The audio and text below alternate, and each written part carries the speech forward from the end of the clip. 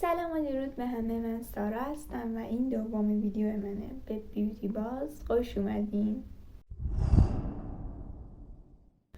خب امروز من چند تا وسیله خریدم که دوست داشتم کنار شما امتحانشون کنم و ببینم که در چه حدی خوبن یا خوب نیستن. اولین چیزی که نظرمو جلب کرد این دوتا مدادن که برقی هن و امیدوارم که واقعا برقی باشن، چون من عاشق اینم که برقی باشه. روش نوشته آی شادو و مارکش اسنسه.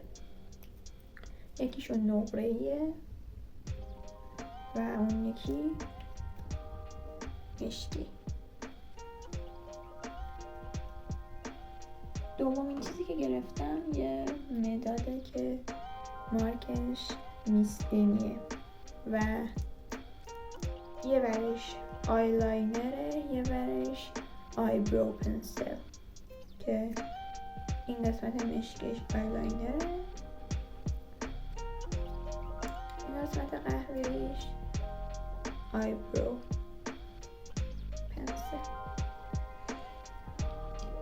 و دو تا گلیتر خیلی ناناز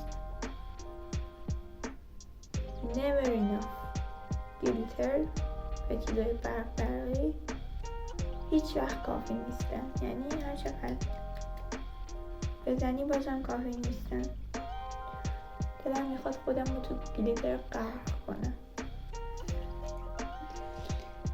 و بعدی هم از این کشای گوگلی هن که من همیشه این بالای سرم میبندم و این سری ها خیلی بهترن تا سری قبلی.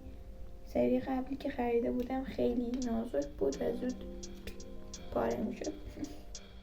اول میخوام این برقی ها رو امتحان کنم که گفته آی شادو. بریم ببینیم چجوری هست. نتیجه این شکلی شد. فکر میکردم خیلی بهتر باشه، چندان برقی نیست و خیلی هم خشک بود. فکر میکردم نرم‌تر از این باشه.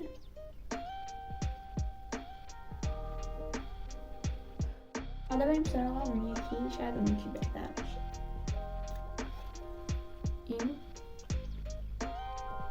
این هم نتیجه اون یکی.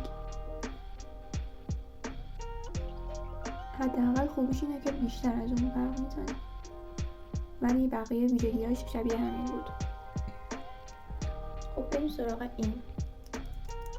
خب ابروی من که قهوه‌ای نیست، این قسمتش به دردم بخوره و بخوام امتحان کنم، ولی این سمت آیلاینرش به درد من میخوره.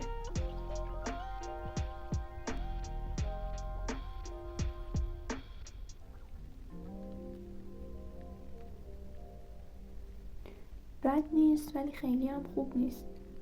توقع داشتم پررنگ‌تر از این باشه، ولی بازم میگم بد نیست. گلیترهای عزیزم، انگار استفاده از گلیتر اعتیاد آوره. یه بار بزنی دیگه عاشقش میشه.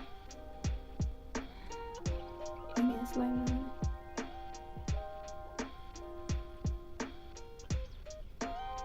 چیز باحالیه.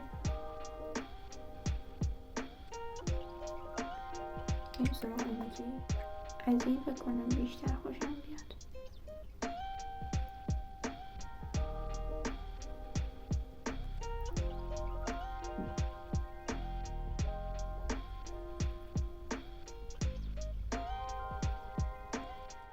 این گلیتره رو بیشتر از همشون دوست داشتم. ممنونم که تا اینجا این ویدیو همراهم بودیم و امیدوارم که روز خوبی داشته باشین.